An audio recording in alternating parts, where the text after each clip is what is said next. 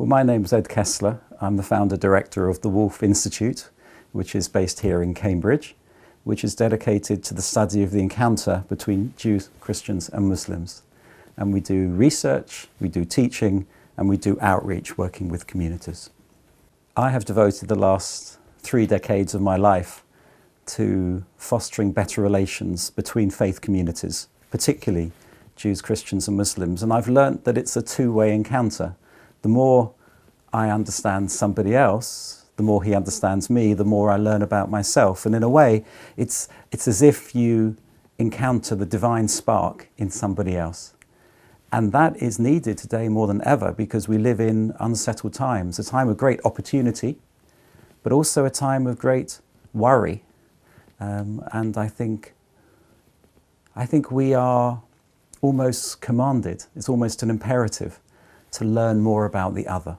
Theologically, you could argue that Judaism and Islam are very close, even closer than Christianity and Islam or Christianity and Judaism. And why is that? That's because both have such an emphasis on monotheism, on the one God. Both come out of the same part of the world, the Middle East. Both have practices that are very similar, whether it's about food customs, circumcision of boys. Those sorts of practices bring together Muslims and Jews.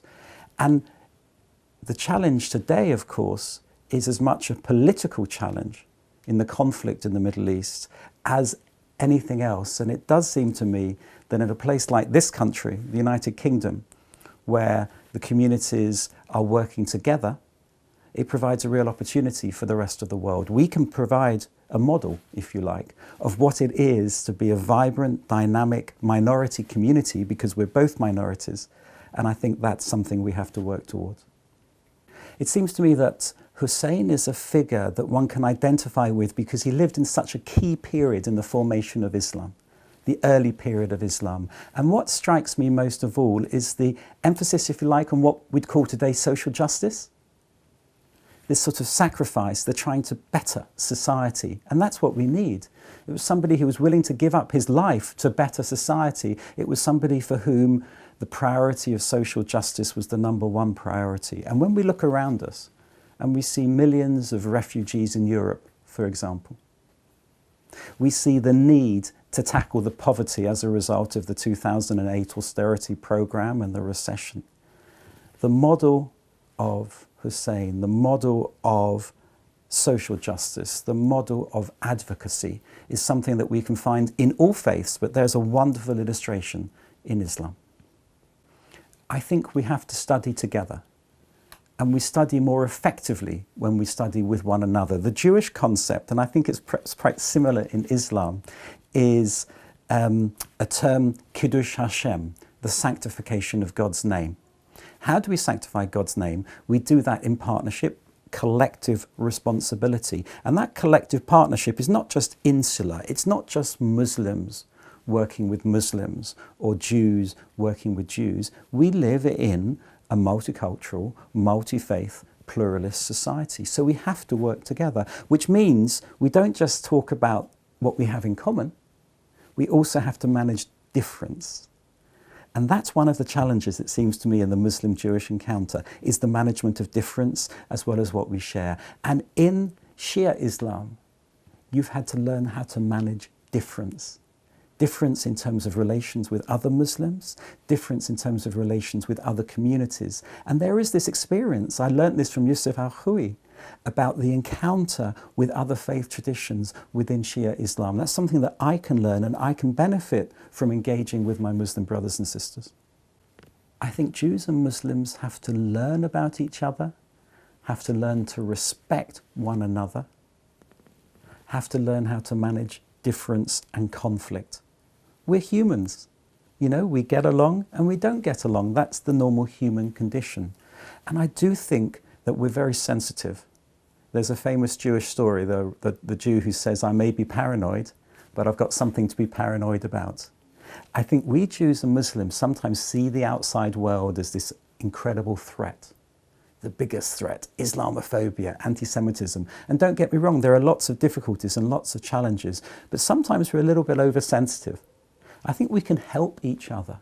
So for example, This week I'm writing a piece in the paper with Prince Hussein of Jordan, the two of us together dealing with anti-Christian hatred. Now it seems to me when we fight anti-Christian hatred, if a Jew and a Muslim stand up, that's real critical solidarity.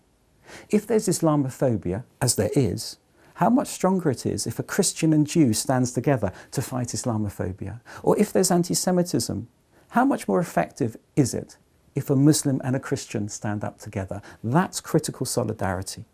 It means coming together, but it also means accepting difference. It means accepting criticism. The criticism, as long as it's given through love. If it's given through hate, we have a problem. I think the example of Hussein, and particularly you mentioned Yazid, standing up to the oppressor, was incredibly brave. I mean, it was so brave that he lost his life.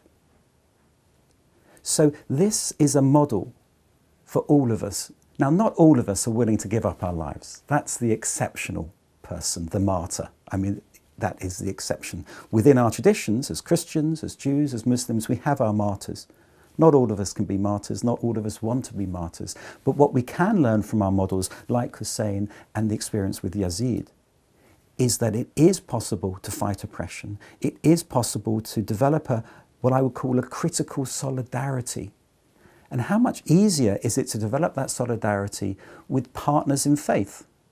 I might not have the same faith as you, but I'm a partner on the same journey as you. And I respect your position, I respect your faith, I respect your claim to truth. All I ask is that you respect mine. And that's what we need to work towards. And that's why I think the model of Hussein is a very important model. We can learn from that. All of us, not just Shia.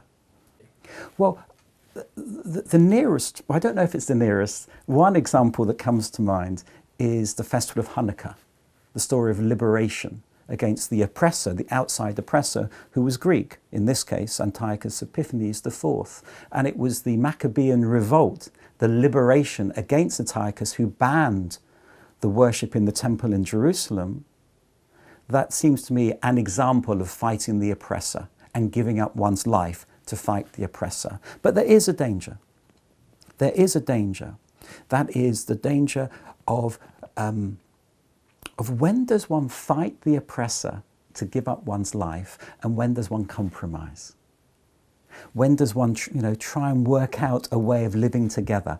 What in Spain, of course, in the Iberian was called the convivencia, the coexistence. And it's really working towards that coexistence, it seems to me, that we have to, this institute, my institute, seeks to achieve.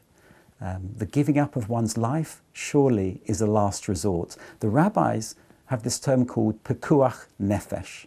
That is, the saving of life outweighs almost every commandment because life is so important. So there are a few models of martyrdom in Judaism, but the rabbis traditionally were a bit careful about extolling the values of martyrdom, because if everybody gives up their lives as a martyr, what's left? One of the areas of Islam I've always been so interested in is that of the Hajj, the journey to Mecca. You see, in Judaism, we have a holy city, Jerusalem, or part of Jerusalem that's particularly holy, where the temple stood. But it's not as central as the Hajj in Islam. And I think I can learn from that. I can learn from that story. As much as in Christianity, the intimacy of the relationship with God through Jesus Christ is something I can learn from. I'm not a Christian. I don't believe Jesus is God. But I can learn from my Christian brothers and sisters about their intimacy, their relationship with the divine as they understand it. And likewise, for the story of the Kabbalah, I can learn from Muslims about the relationship with the divine, even though I'm not a Muslim. I think we live in very interesting times as Muslims and Jews in Britain. This is a very tolerant country, even though there are lots of examples of intolerance, even though there is Islamophobia and there is anti-Semitism. But if you compare Britain to many countries in the world, it is a bastion of tolerance. My parents were born in Vienna and they had to flee the Nazis, and it was this country that took them in as children, and many stories of refugees and others since the Second World War who have come to this country. It seems to me then that Muslims and Jews have a real opportunity to show what it is, perhaps for the first time in the history of the world, where they are both in the same place as minorities. The Muslim-Jewish strand, the centre, the part of the Woolf Institute that focuses on Muslim-Jewish relations, has initiated a number of projects specifically on the understanding between Muslims and Jews, including a letter written by Muslim scholars to the Jewish community called A Call to Dialogue. The study of Muslim-Jewish relations has always been an important part of the work of the Woolf Institute. 6 or 7 years ago, Amine Houthi, who was our director of the Muslim-Jewish Centre, was involved in a project to develop a letter written by Muslim scholars to the Jewish community. It was a kind of version of the common word, you've heard of that, which was letter by Muslims to Christians, and this was a letter by Muslims to Jews called an open letter, a call to dialogue and understanding between Muslims and Jews. It's written in English but translated into many languages and signed by many Muslim scholars, including Shia. The second director of the Muslim Jewish Centre was a young man called Yusuf Meri, who's now in Jordan. And he was with us for 3 or 4 years. And he's just edited a handbook of Muslim-Jewish relations, which I've contributed to, the chapter on dialogue with Akbar Ahmed, who lives in Washington, DC. And it seems to me that this sort of work is vital to underpin good relations between Muslims and Jews. I am at heart a teacher. I teach, I write, I lecture, I research. But it seems to me education is vital, because if we're going to live in a society, to sustain our communities, to help them flourish, we have to understand one another. So the work of the Woolf Institute, the work of the Muslim scholars and the Jewish scholars devoted to Muslim-Jewish relations is all about fostering understanding based on good old-fashioned teaching and research.